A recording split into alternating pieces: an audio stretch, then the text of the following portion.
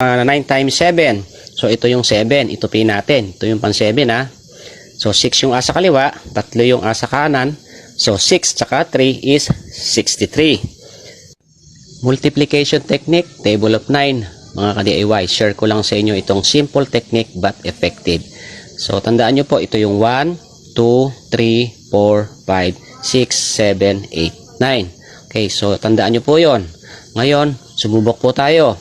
Halimbawa, 9 times 5. So, ito po yung pang 5. Itupin natin yan. So, 4 yung asa kaliwa, 5 yung asa kanan. So, 4 tsaka 5 is 45. Okay? Ngayon naman, subukan natin yung 9 times 7. So, ito yung 7. Itupin natin. Ito yung pang 7 ha. So, 6 yung asa kaliwa, 3 yung asa kanan. So, 6 tsaka 3 is 63. Ngayon naman, subukan naman po natin yung 9 times 9. So, ito po yung 9. Ito. Itupin natin yung 9. So, pagsamahin yung asa kaliwa at isa lang yung asa kanan. So, ilan ito? 8 tsaka 1. So, 81. Okay, mga ka-DIY. Sana nakatulong. Thank you for watching and follow for more.